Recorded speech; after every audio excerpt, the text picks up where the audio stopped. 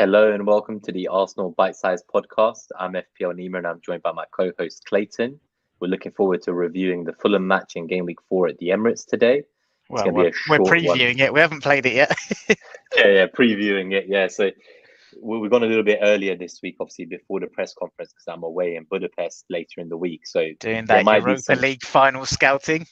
Exactly. I need to just check some hotels in case we get to the final. But yeah, hopefully nothing crazy comes out in the presser that kind of makes our predicted lineup fall on its face. But how are you doing? Obviously, we spoke like less than 48 hours ago, I think. I know. Yeah, I'm excited. I just feel like these, obviously with my season ticket, I only really get the home games. Away tickets are really hard to get this season. But I feel like the period in between the home games are bloody dragging. Like my itch for watching Arsenal is just not being scratched by going every 2 weeks at the moment. So I'm really excited for Saturday. And then obviously we've got Villa at home next Wednesday, so it'll be good to see Arsenal twice at home within a few days, and then I'm off to Milan for the Milan derby, so I've got a good fortnight of football coming up. No, that's definitely true. Like, I know you wanted to get to more away games this season, and it looks like it's going to be hard to get to more than maybe 3 or 4, isn't it? Yeah, I've got a keen eye on the got a keen eye on the Carabao Cup draw tonight, so hopefully we get a large team with a decent away allocation. And then not like Sutton, right? Yeah, it's exactly. like 5 seats. Yeah, so yeah, got a keen eye on that. And then obviously the Europa League draw on Friday. So I'm hoping that will be an opportunity to kind of build some away credits as well. So yeah, we'll just see how it goes. But yeah, really excited for Saturday and then next Wednesday. So should we get into Fulham? Yeah, let's get into a quick shout out to FPL Chips who's tuned in as well. He's actually 15k in FPL right now. Oh wow.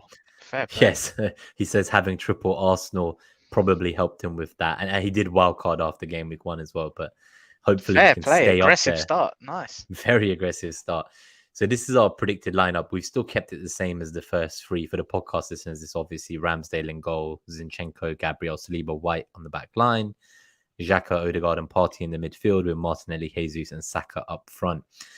So yeah, like we've not changed anything. Obviously, the presser might tell us something new. We might see that perhaps Tomiyasu might come in for White.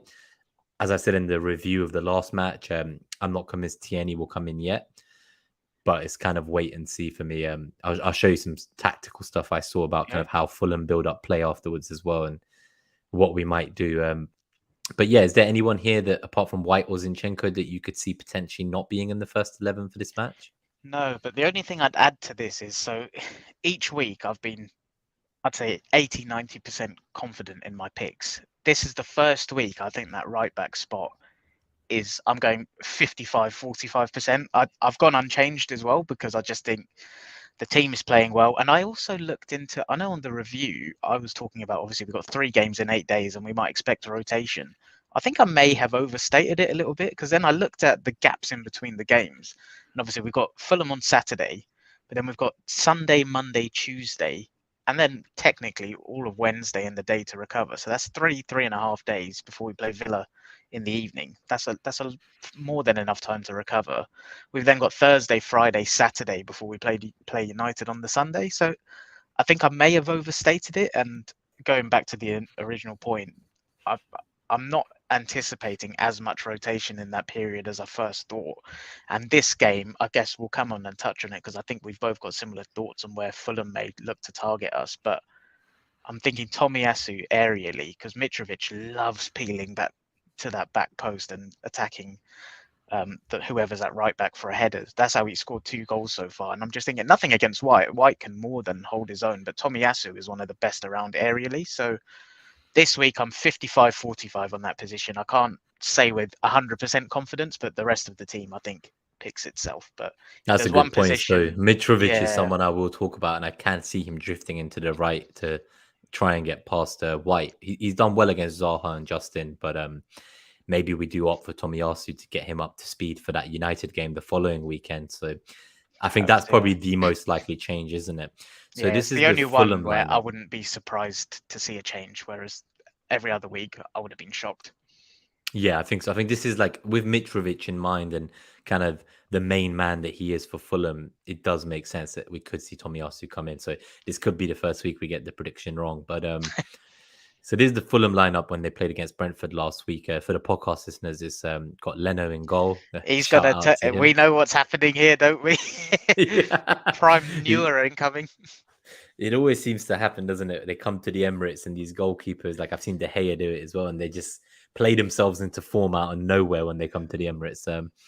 We got Robinson, Ream, Adebayo, Tete in defence, Palhinha, Reed in midfield, Reed, Andreas Pereira, Stansfield in the midfield with Mitrovic on his own up top. So see, Pereira was a star performer for them last week. He looked good at home in the first week as well. I think one thing I do want to say about Fulham is it is only like 3 games of data, but the away game in game week 2, they didn't look very convincing. So I am starting to wonder, is there something about Fulham being much better at home than they are away?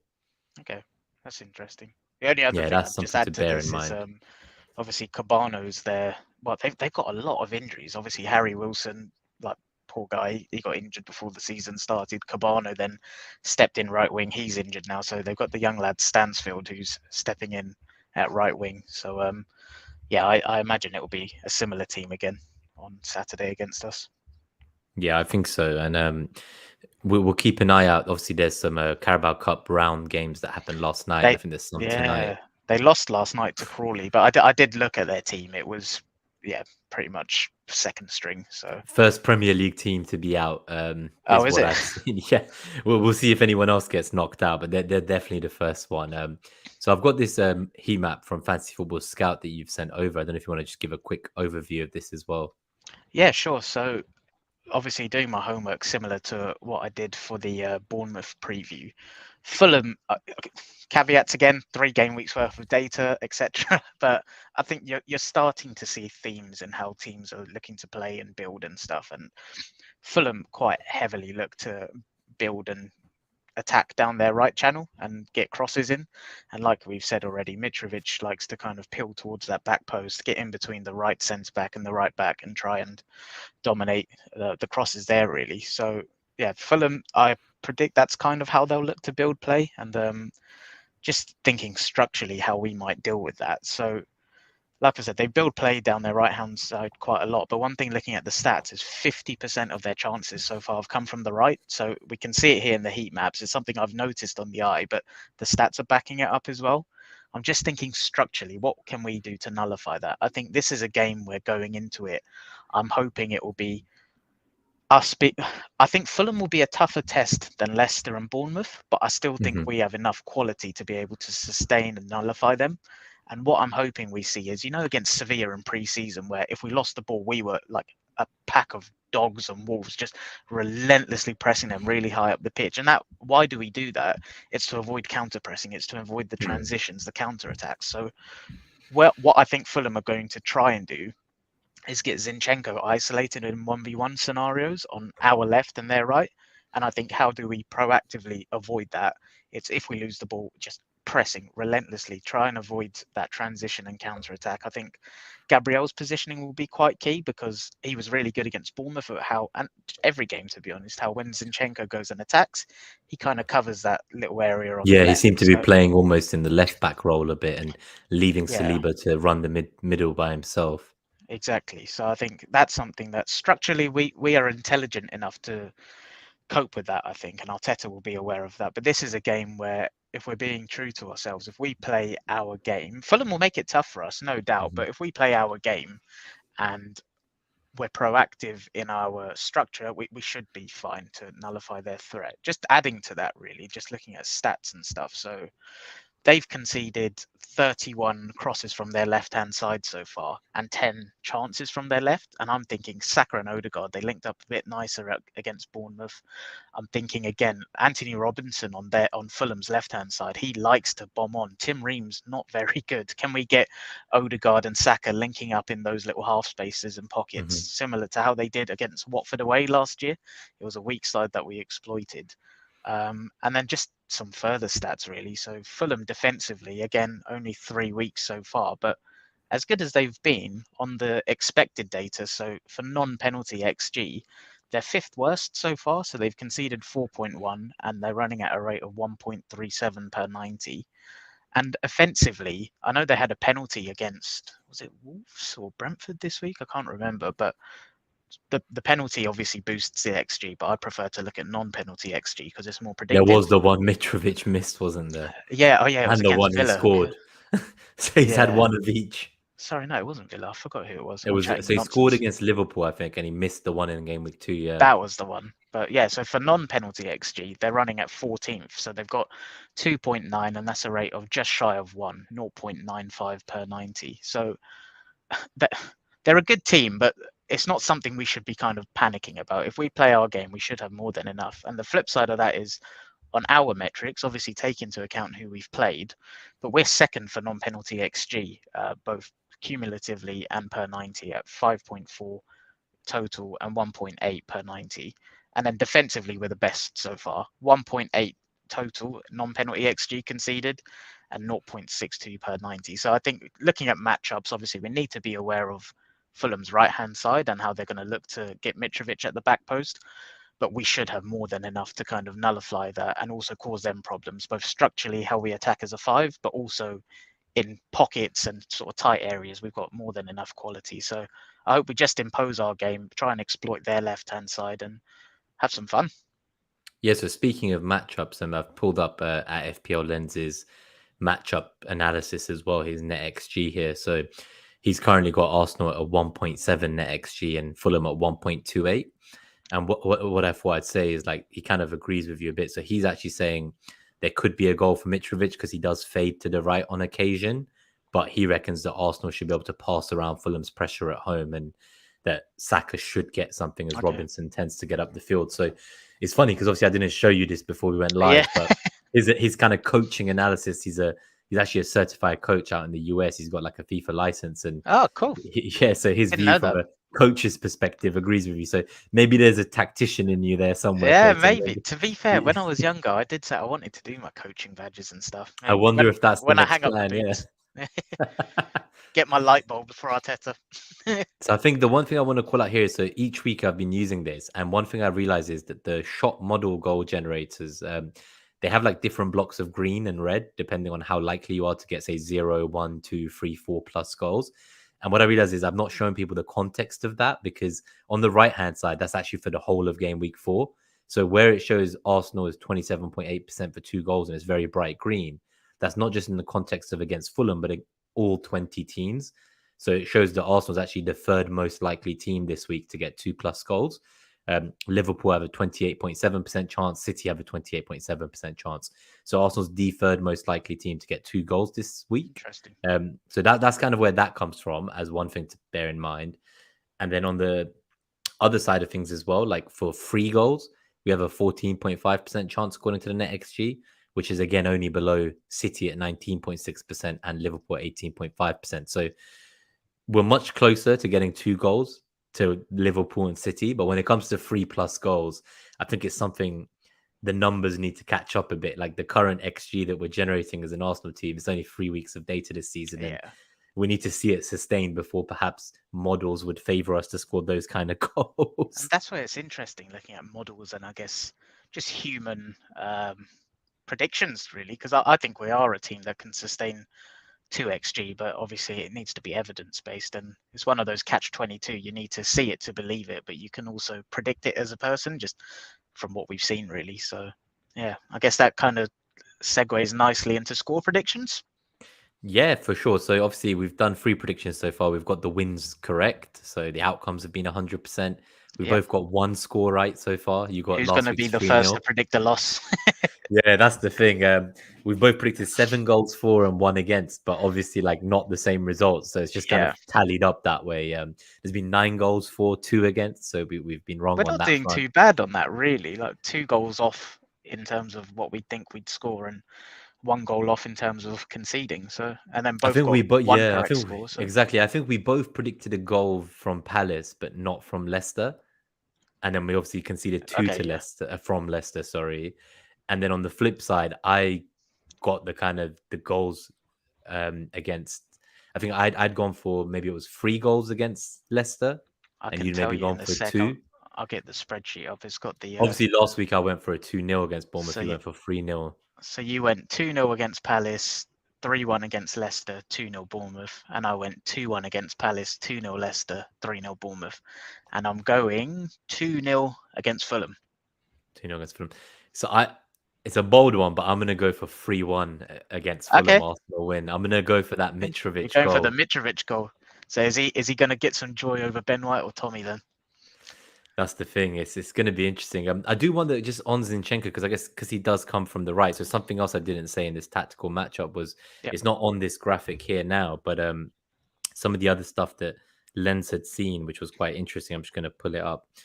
I have it here somewhere. So it looks like I closed it, I think. But he'd essentially said that Fulham had created like more goals from the right than the center and left combined. Yeah. So it's kind of so I do think like Zinchenko doesn't really play left back. He kind of just plays wherever he wants to orchestrate the game. And again, like if Arteta was that worried about Mitrovic floating into the right, I do wonder is there perhaps an opportunity for Tierney to come on earlier? So maybe not start, but if we're winning the game, if it's only 1-0, it's KG, we get to 50, 60 minutes.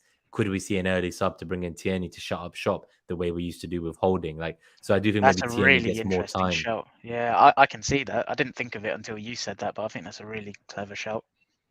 So that's kind of the main stuff. Hopefully we're both right about the win as well. One final thing is obviously we've both said Fulham build from the right. I wonder if they'll tweak things, thinking like Ben White, Saliba, Tommy, whoever plays in that right centre back, right back role, they can all hold their own. I wonder if they'll tweak it and try and get Mitrovic at the other side going against Zinchenko for a header. Now that you said that, like Zinchenko 1v1 defending aerially, he's a bit. So that is the side they'd be attacking because so their right would be our left, right? So I think if anything, they might switch to attack White. No. So what's been happening so far is they cross from our left back side, so they're right, and Mitrovic is at the back post. Arriving at the other side. So I'm just wondering if they'll flip it and kind of try to get Mitrovic. He could kind of play anywhere, couldn't he? Yeah, but I think this is going back to what we were just saying a few minutes ago. I think it's definitely a threat to be aware of. I just have a lot of confidence in us structurally to kind of proactively nullify them and not let Fulham have too many opportunities to kind of get down the channels and get the crosses in. But that might come back to bite me. I still think they will score, but we do have some of the best expected. Yeah, 3-1. I think we still have some of the best expected goals.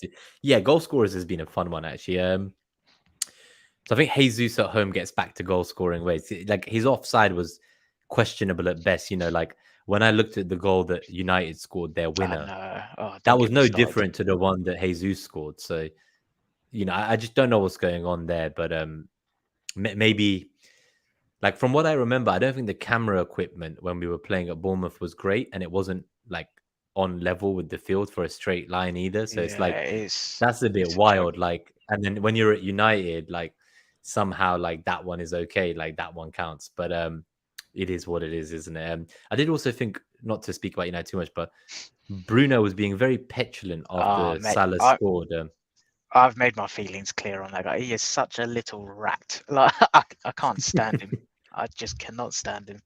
But it's going to be typical, like there is nothing to fear about this United side, but going to Old Trafford, we always seem to shit ourselves and kind of play the occasion rather than the game. So that's something I wanted to say. So I feel like Klopp made this statement before the match that it was like he would have rather United had been winning before they played, because losing 4-0 and like being humiliated like that and being forced to take, like they cancelled Ten Hag cancelled their day off and made them do like an 8-mile run, but apparently then he actually joined them as well. So that's wild. And then I saw a photo of him as an assistant to Pep, and I was like, oh shit, like this guy is like also a young coach with a pretty good mastermind behind him. He essentially saw that playing out from the back isn't working with De Gea. We just got battered 4-0, made the players feel accountable, showed that their running stats were the worst in the bloody division, made them do a run instead of a day off, went with them to show that he also holds himself accountable, not just the players. And then they basically came in raging to like make up for it. So my prayers now are that in game week 4 and 5, United do well, because I think our best bet is to go there and have them try to play their way from the back in the new system, not to be pragmatic. Because if they feel like they're under pressure and they have to be pragmatic, I think that's when we could get into a mess in game week 6. I agree. For what it's worth, I don't doubt that Ten Hag, he's a top coach. Like I said that when they signed him, it was just more me kind of laughing at United's infrastructure in the boardroom and stuff, and the people they've got in key decision-making areas. But that's another. Well, what you're already seeing, right, is just after one win, all the links to all the players they were being linked with for the last 2 weeks have disappeared. So Yeah, people are like, don't forget, like, we're still Glazers out, like, still push this movement, because that's exactly what the Glazers wanted. Like, I almost wonder, did Fabinho get benched as like a 4D chess from Klopp to make sure that like United don't sign keep them anyone and happy. suffer? Yeah, but we'll talk about that nearer the time. We're giving them Yeah, too when much we get to airtime. that preview. Yeah, when we get to the United preview next week, that'll be fun. So just a quick shout out as well to Mike Halpin, who tuned in before we head off. He's going to catch up on the VOD later on. And then Nice one. Christopher Yeah, cheers. Tellez as well. Yeah, just thanks to the guys for tuning in to say hello. Obviously, we did go fairly rogue with the timing, but it's just because of holiday plans and stuff. And yeah, like Yeah, I Nima think said at the normally they'd start, expect it to go more close to like the presser. Yeah. yeah, hopefully, like Nima said at the start, hopefully there's no sort of wild cards in the press conference or anything. But yeah, we'll be back to normal schedule soon.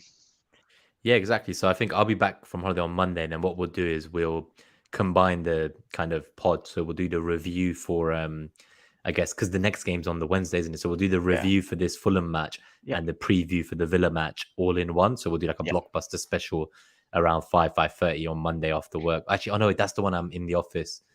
Oh no, I'm not. Sorry. So I'm coming back. Yeah, I was thinking it's bank holiday, isn't it? So it's bank holiday, yeah. But it's going to be a bit later because I'm getting back to the airport at like 5. Yeah, okay, that makes sense. So probably be in the evening. Yeah, but thanks everyone for tuning in. Anyone watching on VOD or listening on pod after, if you enjoyed the episode, please do hit that like button or leave a review on the kind of podcast directory of your choice. Thank you. We were the Arsenal BiteSize Podcast, and we will see you guys for the next review and preview. Nice one. Enjoy your holiday and up the Arsenal. Thank you. Up the Arsenal.